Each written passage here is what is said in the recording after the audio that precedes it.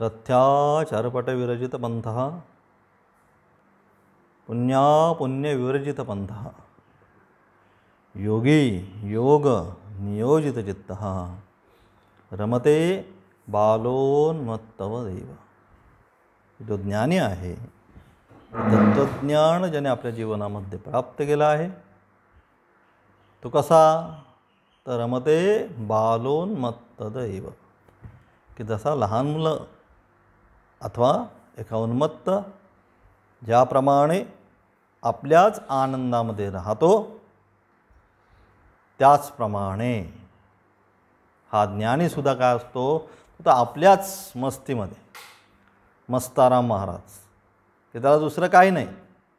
ऋषिकेशमध्ये गेला तर मस्ताराम महाराजांची गुफा आहे, की ते त्यांच्याच मस्तीमध्ये असायचे. त्यांना कोणी काय दिलं नाही दिलं, कोणी काय आणून दिलं तरी काही त्यांना फरक पडायचा नाही. आपल्या मस्त रहो मस्ती में, अशा स्वतःच्याच मस्तीमध्ये, स्वतःच्याच आनंदामध्ये ते राहतात. तो आनंद प्राप्त करण्यासाठी थोडक्यात त्यांना जसं आपल्याला अन्य विषयांची अपेक्षा असते, त्याप्रमाणे ज्ञानी जो आहे, त्या ज्ञानीला तो आनंद प्राप्त करण्यासाठी इकडे तिकडे जावं लागत नाही. कारण का? तो आनंदाचा असणारा खजिना पायोजी मेने राम रतन धन पायो.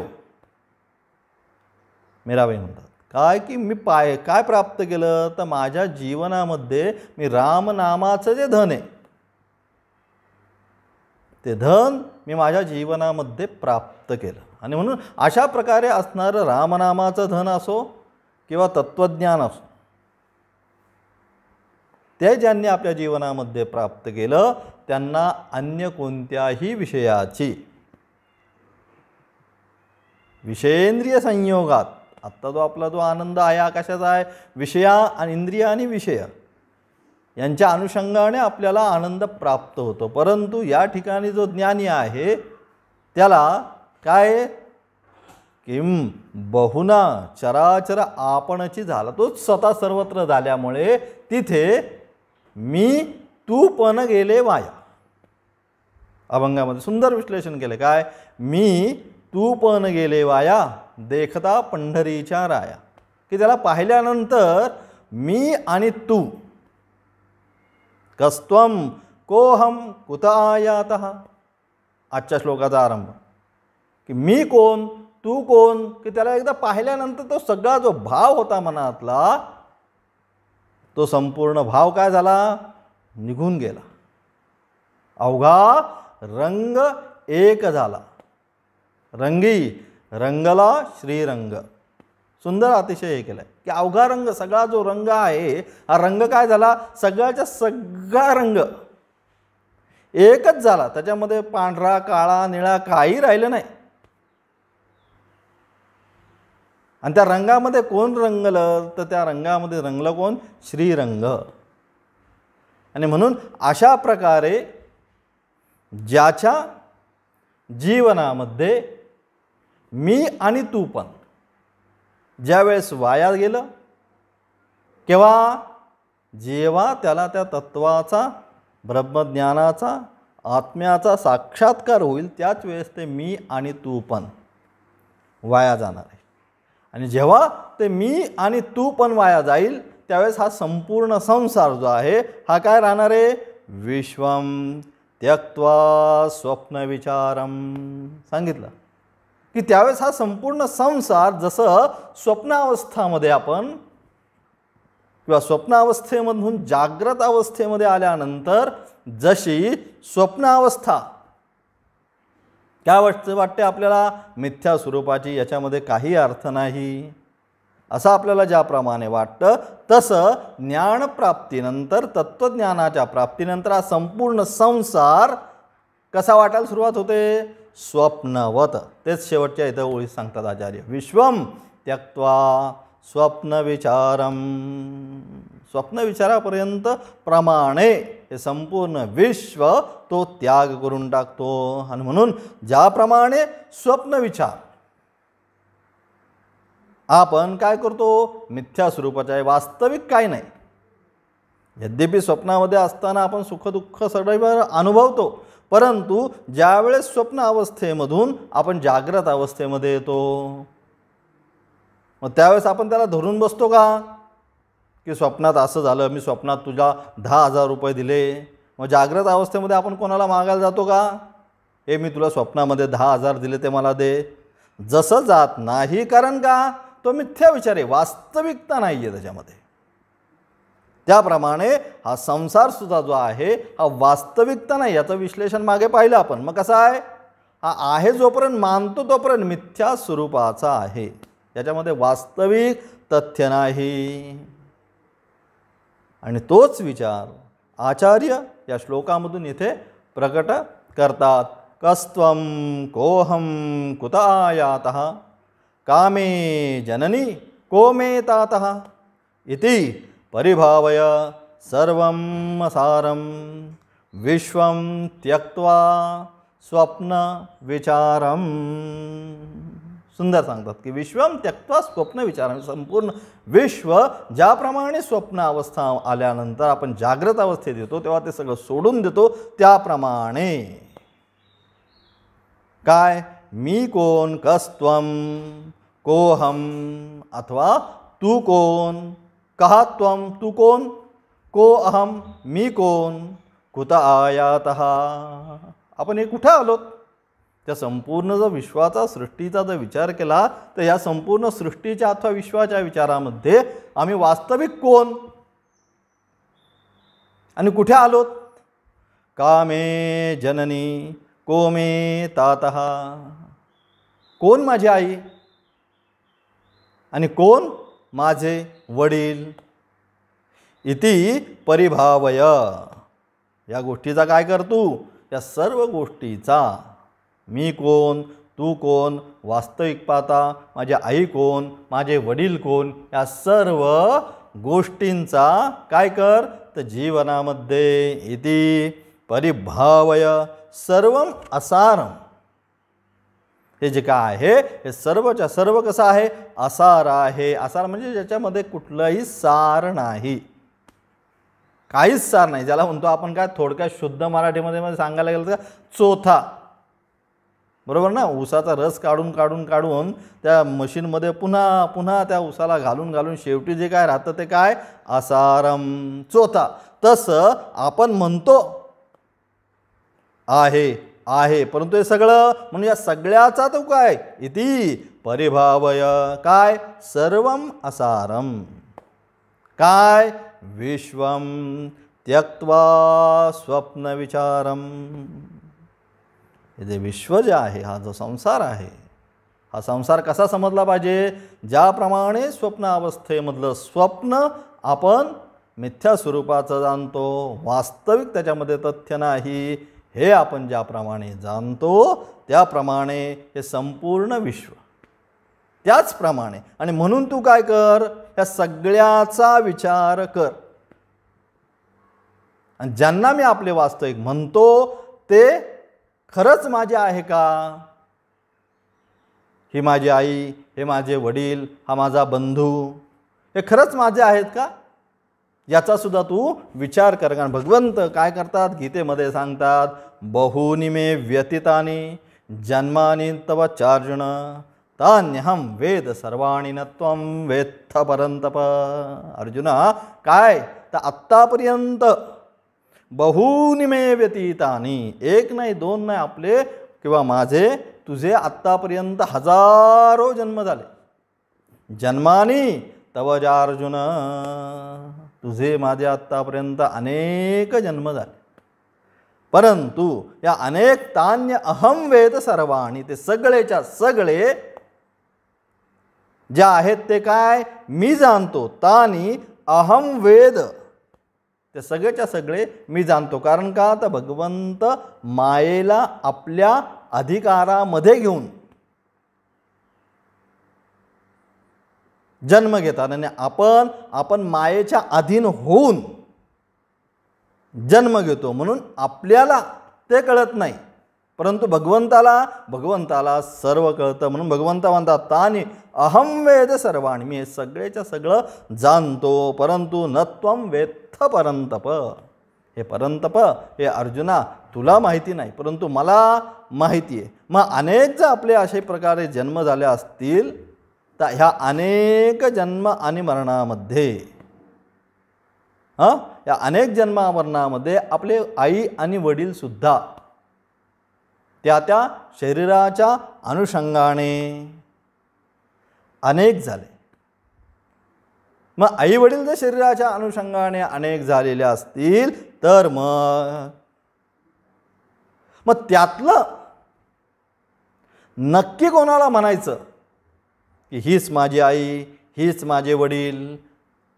कारण ज्यांना मी माझ्या आई आणि वडील म्हणतो त्यांचा संबंध जो आहे तो कुठला आहे? संबंध या जन्मापुरताच आहे,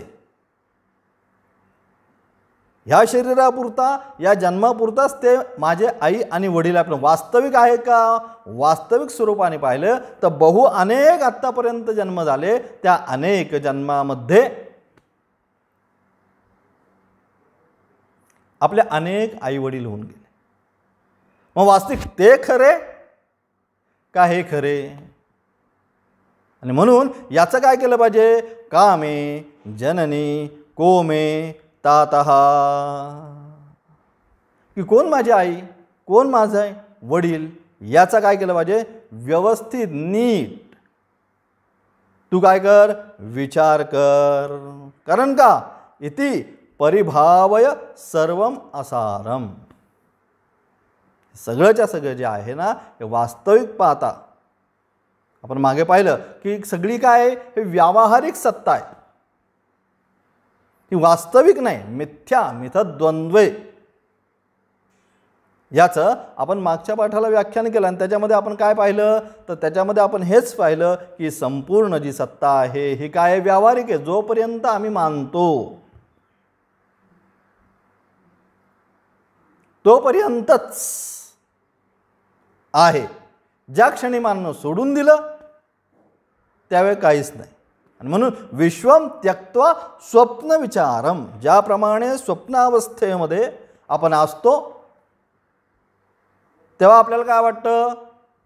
त्या स्वप्नावस्थेमध्ये की ती सगळी स्वप्न जी पडतात ती सर्वच्या सर्व स्वप्न आपल्याला त्या अवस्थेमध्ये खरीच वाटतात, त्याच्याशी आपण एकरूप होतो. त्या स्वप्नाशी एकरूप झाल्यानंतर ती सुख दुःख त्यावेळेस आपण अनुभवत राहतो. कुठं असतो? कुठं वास्तविक? स्वप्न अवस्थेतच असतो. आणि स्वप्न अवस्थेमध्ये सगळं आपण सुख दुःख आदी सर्व आनंद सगळ्याची अनुभूती घेत असतो. परंतु ज्या क्षणी आपण या स्वप्नावस्थेमधून जागृत अवस्थेमध्ये येतो, बाहेर येतो, त्यावेळेस आपल्याला कळतं अरे हे सगळं काय आहे? स्वप्नच आहे. तसंच आहे वास्तविक, की आत्तासुद्धा हे जे आहे हे कशात आपण जरी आपण हे सगळे व्यवहार करत असतो, सगळं करत राहू, परंतु हे सगळं काय? हे सगळं आत्ताचा सुद्धा आपला जो संसार जो आहे हा काय? हा सुद्धा संसार स्वप्नवतच आहे. कारण का? ही व्यावहारिक सत्ता आहे, अत्यंत असत सत्ता. दुसरी कोणती सांगितली? मागे झाला व्यावहारिक सत्ता, आणि तिसरी पारमार्थिक सत्ता. मग आत्ता आपण कुठे आहोत? अत्यंत असत सत्ता तर होऊच शकत नाही. मग आता आपण जे आहोत त्या आपण व्यावहारिक सत्तेमध्ये आहोत. आणि आपण व्यावहारिक सत्ता म्हणजे काय? जोपर्यंत मानलं तोपर्यंत, जोपर्यंत व्यवहार आहे तोपर्यंत त्याचं सत्यत्व आहे. पण वास्तविक सत्य फक्त पारमार्थिक सत्ताच आहे. म्हणून ती पारमार्थिक सत्ता आपल्याला काय करायचं आहे? प्राप्त करायचं. आणि ती पारमार्थिक जर सत्ता आपल्याला प्राप्त करायची असेल तर काल आपण ज्याप्रमाणे पाहत होतो की काय केलं पाहिजे? संपूर्ण त्यासाठी कोणते मार्ग सांगितले? त्यासाठी 2 मार्ग शास्त्रांनी सांगितले. कोणकोणते? एक योग मार्ग सांगितला आणि दुसरा ज्ञान मार्ग सांगितला. आणि त्याच्याबरोबर काय सांगितलं? हे सगळं जे आहे साधना हे कशी केली पाहिजे? सगुरुमेव अभिगच्छे. कालच्या पाठाकडे निघालो. कालचा आणि ह्या श्लोकामध्ये बऱ्याच साम्यच आहे, म्हणजे जास्त काही इकडे तिकडे नाहीच आहेत. सगळ्यामध्ये तो तत्त्वज्ञानी जो आहे त्या तत्त्वज्ञानी कसा राहतो हे सांगण्याचा प्रयत्न केला. मग काल पण जो आपण पाहिलं काय तर रमते बालोन्मत्त दैव, आणि इकडं विश्वम त्यक्त्वा स्वप्न विचारम, म्हणजे असणारे जे त्याच्यामधली समानार्थता एकच आहे. आणि म्हणून जोपर्यंत तत्वाचं ज्ञान प्राप्त होत नाही. काल आपण पाहत होतो की योग वासिष्ठमध्ये काय सांगितलं. मग काल पाहत होतो की ज्ञानाच्या असणारे 7 भूमिका, योग आणि ज्ञान हे 2च मार्ग. गीता पण सांगते लोकेस्मिन द्विविधा निष्ठा पुरा प्रोक्ता मया नघ ज्ञानयोगेन सांख्यानां कर्मयोगेन योगिनां.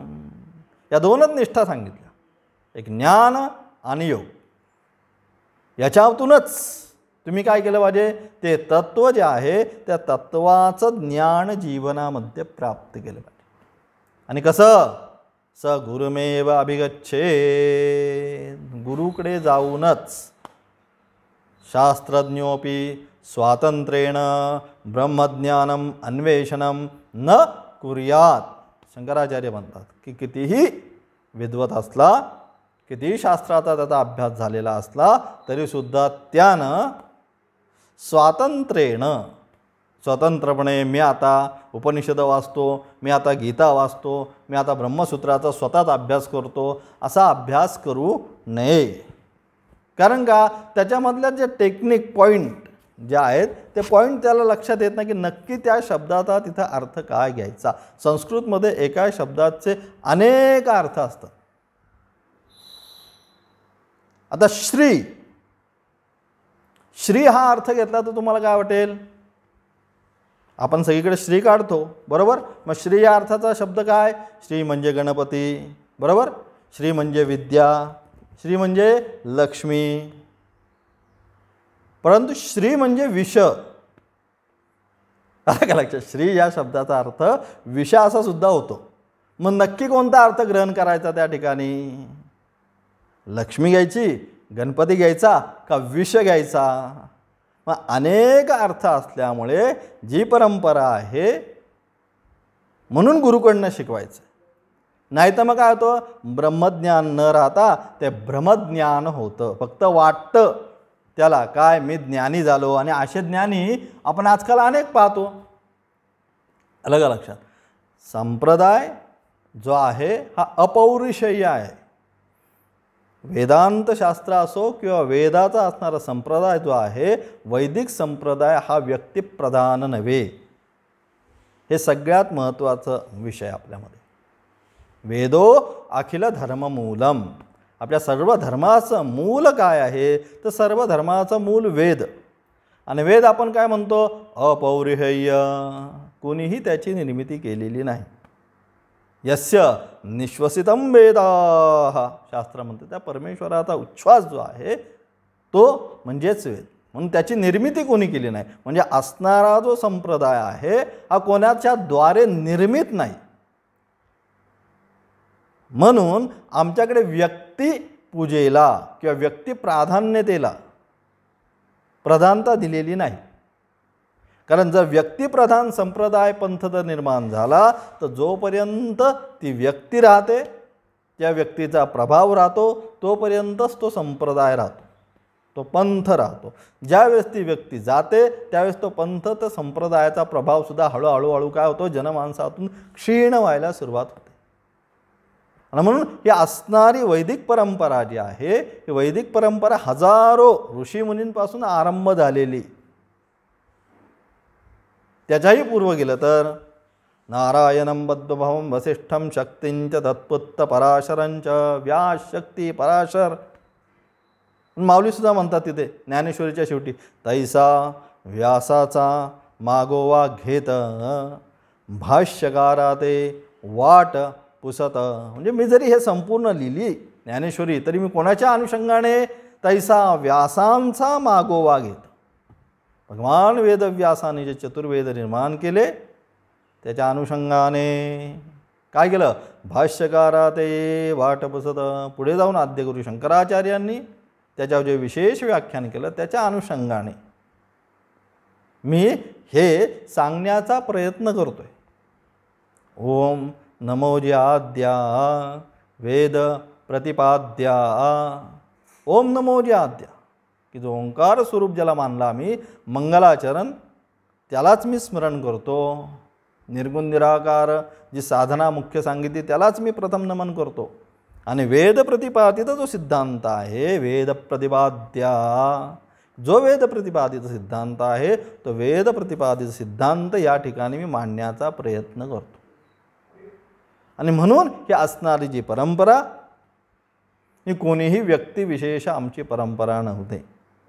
मग काय फक्त आणि फक्त आम्ही कोणता परंपरा मानतो, जी अपौरुषेय साक्षात परमेश्वराने जिचा आरंभ केला. नारायणं पद्मभवं वसिष्ठ शक्तींच तत्पत्त पराशरंच. भगवंतांनी ज्याने नारायणाने ज्याचा आरंभ केला अथवा सदाशिव समारंभां, साक्षात सदाशिवाने ज्याची पुन्हा आरंभ केला. अशा प्रकारचे असणारे साक्षात परमेश्वराने ज्या परंपरेचा आरंभ केला त्या परंपरेचे आम्ही काय आहोत, पाईक आहोत. अस्मदाचार्यपर्यंता, या आमच्या आचार्यांपर्यंत. आणि म्हणून ही ज्या ब्रह्मज्ञान जे आहे त्या ब्रह्मज्ञानाचा सांगायचा विषय काय, तर त्या ब्रह्मज्ञानाचा अभ्यास कितीही शास्त्रज्ञ असला तरी त्या शास्त्रज्ञाने विद्वत असला, विद्वान असला, संस्कृत पंडित असला तरी त्याने त्या शास्त्राचा अभ्यास जो आहे तो स्वतंत्र बुद्धीने करू नये. काय करावं मग, त्याच्यासाठी त्यांनी गुरुकडेच गेलं पाहिजे. आणि तिथं जे काय असेल सेवा, शुश्रूषा, तप हे सगळं करूनच. कारण अतिशय महत्त्वाचा मुद्दा म्हणजे ज्ञानप्राप्तीमध्ये गुरुसेवेला अनन्यसाधारण महत्त्व आहे. आता आमच्या परंपरा सगळ्या नष्ट झाल्या किंवा नष्ट केल्या म्हणा, काय म्हणायचं ते म्हणा, जोपर्यंत वास्तविक आहे, जोपर्यंत गुरुसेवा, गुरुशुश्रूषा, तद्विद्य प्रणिपातेन परिप्रश्नेन सेवया उपदेक्षन्ति ते ज्ञानम ज्ञानिनस्तत्वदर्शिनः सांगितलं की तेथे गेल्यानंतर राहून सेवा करूनच तुला ते प्राप्त करायचं आहे.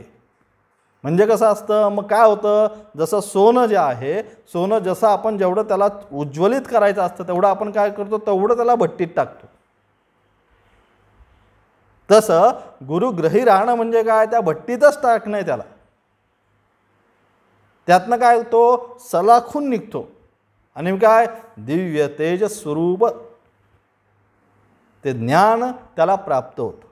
आणि त्याला दुसरा हेच नाही, ज्याला एक्सक्यूज म्हणतो आपण, तो एक्सक्यूज त्याच्यामध्ये राहत नाही की केलंच पाहिजे त्याला. दुसरा तुम्हाला उपाय नाही की काय त्याला बाबा ह्या मार्गाने गेलो तर प्राप्त होईल का, त्या मार्गाने गेलो तर प्राप्त होईल. प्राप्त झाल्याचा भास होतो, परंतु ज्याला म्हणतो आपण मानसिक समाधान, ते प्राप्त केल्यावर जे मानसिक समाधान पाहिजे ते मानसिक समाधान होत नाही. म्हणून मानसिक समाधान जर करायचं असेल, मानसिक समाधान प्राप्त करून घ्यायचं असेल तर त्याच्या विना दुसरा कुठलाच नान्य पंथा विद्यते अनाय, दुसरा कोणताच पंथ रस्ता नाही, एकच रस्ता. काय, तद्विज्ञानार्थम सुगुरुमेवा अभिगच्छेत, तेवढा एकच असो. आणि म्हणून अशा प्रकारे गुरुकडे गेल्यानंतर मग गुरु काय त्याचं संपूर्ण साधना झाल्यानंतर त्या साधनेमध्ये जसा जसा तो काय होईल, परिपक्व अवस्थेला जात राहील. मग त्या पूर्ण परिपक्व अवस्थेला गेल्यानंतर पुढं त्या असणाऱ्या ज्ञानाच्या ज्या सप्त भूमिका, एक एक एक एक स्टेज, पायरी आहे सगळी, सोपाने, त्या सगळ्या सोपानाने काय करेल, निवृत्ती. नावामध्ये सुद्धा फार म्हणजे हा विषय तर फार मला एकदा असाच मी प्रवचन करताना मला हा विषय समोर आला, एकदमच आठवला की आपण जे म्हणतो नामसंकीर्तन किंवा नामसाधना जे म्हणतो, अलग लक्षात, निवृत्ती, ज्ञानदेव, सोपान आणि मुक्ताबाई, बरोबर, 4 नावं आपण पहा. म्हणजे त्या नावांमध्ये सुद्धा कसं, त्या नावांमध्ये सुद्धा काय दाखवलं आहे, तर ह्या ज्या स्टेप्स ज्या आपण योगाच्या सप्तभूमिका ज्या आपण पाहणार आहोत ते सुद्धा तिथं आहे. निवृत्ती म्हणजे जोपर्यंत विवेक, वैराग्य, संसारामधून जोपर्यंत तुम्ही निवृत्त होत नाही, बरोबर, निवृत्ती. त्याच वेळेस ज्यावेळेस तुम्ही संसारातून निवृत्त व्हाल त्यावेळेस काय होईल, ज्ञानदेव, तुम्हाला ज्ञानाची प्राप्ती होणार आहे. जोपर्यंत संसारात अडकाल तोपर्यंत ज्ञानाची प्राप्ती नाही. म्हणून संसारातून पहिली काय, निवृत्ती. म्हणून पहिले निवृत्ती, मग काय होईल, ज्ञानदेव. संसारातून जसे निवृत्त व्हाल तसं तुम्हाला ज्ञानाची प्राप्ती होईल. मग ज्ञानाची प्राप्ती झाल्यानंतर ते आहे का, पुढे जाऊन जरी ज्ञानाची प्राप्ती झाली, ज्ञानम विज्ञानसहितम यद ज्ञात्वा मोक्षसे शुभा. ते ज्ञान म्हणजे काय, ज्ञान आणि विज्ञान. गीतेमध्ये 9व्या अध्यायात सांगितलं की ज्ञान आणि विज्ञान, विशेष ज्ञान. नुसतं ज्ञान प्राप्त करणं झालं, परंतु ते ज्ञान विशेष म्हणजे काय, अनुभवयुक्त ज्ञान, विशेष ज्ञानम. जे ज्ञान आपल्या अनुभवाला येतं, मग ते अनुभवयुक्त ज्ञान जे आहे, आता कळलं काय, ब्रह्म सत्यम जगन्मिथ्या हे कळलं, हे ज्ञान झालं. परंतु ते अनुभवा येण्यासाठी काय, सोपान, जे आता हे आपण पाहणार आहोत. काय, ज्ञानाच्या असणाऱ्या सप्तभूमिका म्हणजेच काय झाला, तो सोपान म्हणजे मार्ग. ज्ञान कळलं तरी ते अनुभवाला येणं. सगळ्यांना तुम्ही आता शिकला आत्तापर्यंतच्या सगळ्या पाठातून काय, की ब्रह्म सत्य आहे, जगन मिथ्या आहे, पण आपाततः ज्ञान झालं, हे अनुभवाचं ज्ञान नाही झालं. मग आता अनुभवाचं तुम्हाला ज्ञान प्राप्त करायचं असेल तर मग तुम्हाला पण काय केलं पाहिजे, निवृत्त झाला, ज्ञानदेव. आता सोपान म्हणजे मार्ग, फर्स्ट, सेकंड, थर्ड. पहिली मार्ग काय आहे, शुभेच्छा, विचारणा, तनुमानसा, सत्वापत्ती, असंसक्ती, पदार्था, भावना, तुर्यगा. सोपान, मार्ग, पायऱ्या. या सगळ्या प्राप्त केल्यानंतर एकापुढे एक करत केल्यानंतर शेवटी काय, मुक्ताई. आणि मगच तुम्हाला त्या ज्ञानाची म्हणजे मोक्षाची जी आहे त्या मोक्षाची तुम्हाला त्यानंतरच प्राप्ती होणार आहे. आणि म्हणून अशा प्रकारच्या असणाऱ्या या ज्ञानाच्या असणाऱ्या सप्तभूमिका आपल्याला जाणणं गरजेचं. मग पहिलं काय, शुभेच्छा. मग शुभेच्छा म्हणजे काय, नित्य वस्तु विवेकादि पुरस्सरः फल पर्यवासिनी मोक्षेच्छा शुभेच्छा. म्हणजेच काय, अर्थात नित्य वस्तू विवेकद्वारा. आता त्याला कळलं नित्य काय आहे. पहिली सांगतोय, ज्ञानाची असणारी पहिली भूमिका म्हणजे कोणती, शुभेच्छा. त्या शुभेच्छेचं वर्णन आता आपण करतोय. मग काय, तर नित्य आणि नित्य. आता कळलं की बाबा हे नित्य आहे, हे अनित्य आहे. मग काय करायचं, नित्य ग्रहण करायचं आहे. म्हणून नित्यानित्य वस्तू विवेकद्वारा सिद्ध झालेली, फलस्वरूप झालेली मोक्षाची इच्छा. अलग म्हणजे आता काय, त्याच्यामध्ये ती जी मोक्षाची इच्छा जी आहे ती नित्यानित्य वस्तूमुळे मला कळलं की वास्तविक काय, मला नित्य वस्तू जी आहे ती नित्य वस्तूच मला जीवनामध्ये प्राप्त करायची आहे. आणि त्यासाठी आता काय झाला तो, त्यामुळे तो ती नित्यवस्तू प्राप्त करण्यासाठी म्हणजेच मोक्षासाठी तो काय झाला, अत्यंत आतुर असा झाला की त्याला आता चैन पडाना की मला आता ते प्राप्तच झाली पाहिजे ती नित्यवस्तू. अशा त्याची काय झाली, मनाची भूमिका त्याची तयार झाली. आणि अशी ज्यावेळेस त्याच्या मनाची भूमिका आता ठाम तयार झाली की आता मला दुसरं काही नको, मला फक्त आणि फक्त तो मोक्षच प्राप्त झाला किंवा तो मोक्षच प्राप्त करून घ्यायचा आहे, अशी ज्यावेळेस त्याच्या मनाची भूमिका होईल त्यावेळेस दुसऱ्या भूमिकेत तो जाईल. मग दुसरी कोणती सांगितली? विचारणा. विचारणा म्हणजे गुरुम उपसृत्य वेदांत वाक्य विचारात्मका श्रवण मनन आत्मिका वृत्ती सुविचारणा. विचारणा म्हणजे काय? तर सद्गुरूंच्या समीप जाऊन आता ते ठाम झालं मनामध्ये, दुसरा काही आता न फिरे माघारी. आता माघारी फिरायचंच नाही, काही व्हायचंय ते होऊ दे, आता पुढेच जायचंय अशी ठाम निश्चित झाल्यानंतर काय केलं मग त्यांनी? गुरुम उपसृत्य, दुसरी स्टेज किंवा त्याच्यामधनं असले दुसरी भूमिका. पहिली झाली शुभेच्छा, दुसरी विचारणा. गुरु समीप जाऊन वेदांत वाक्य श्रवण मनन करण्याची अंतःकरणाची असणारी वृत्ती, की आता मला दुसरं काही श्रवण मनन काही नको, दुसरं फक्त वेदांत वाक्याचंच श्रवण झालं पाहिजे, उपनिषदांचंच श्रवण झालं पाहिजे, गीतेचं श्रवण झालं पाहिजे, दुसरं मला आता काही श्रवण करण्याची इच्छा राहिली नाही. आणि म्हणून शास्त्र अध्ययन मनन सत्संग विवेक वैराग्यपूर्वक काय होईल? आता तो सदाचारामध्ये प्रवृत्त राहील. त्याच्या मनामध्ये आता दुसरं काही येणार नाही, फक्त एवढंच माझ्या जीवनाचा अंतिम ध्येय, मला आता दुसरं काही करायचं नाही. काय काय? अध्ययन मनन सत्संग विवेक वैराग्य, हेच मला आता जीवनामध्ये प्राप्त करायचं, याच्या व्यतिरिक्त मला आता दुसरी गोष्ट नको. अशी ज्या वेळेस मनाची पूर्ण भावना होईल, ती पूर्ण भावना म्हणजे विचारणा. त्यानंतर तिथनं पुढे गेला म्हणजे कुठं? तनुमानसा. तनुमानसा म्हणजे काय? निधिध्यासना अभ्यासेन मनसा एकाग्रतया सूक्ष्म वस्तू ग्रहण योग्यता म्हणजे तनुमानसा. आता काय झालं? संपूर्ण दुसऱ्या ह्याच्यामध्ये शिकला, वेदांत वाक्य गुरुकडनं सगळ्याचं ज्ञान झालं. ज्ञान झाल्यानंतर काय? श्रवण झालं, मनन झालं पूर्ण. आता काय? निधिध्यासना थर्ड स्टेज, तिथे आला तो. मग काय? निधिध्यासना म्हणजे ध्यान आणि उपासना. ध्यान आणि उपासनेद्वारे काय? मनाची एकाग्रता प्राप्त होत नाही.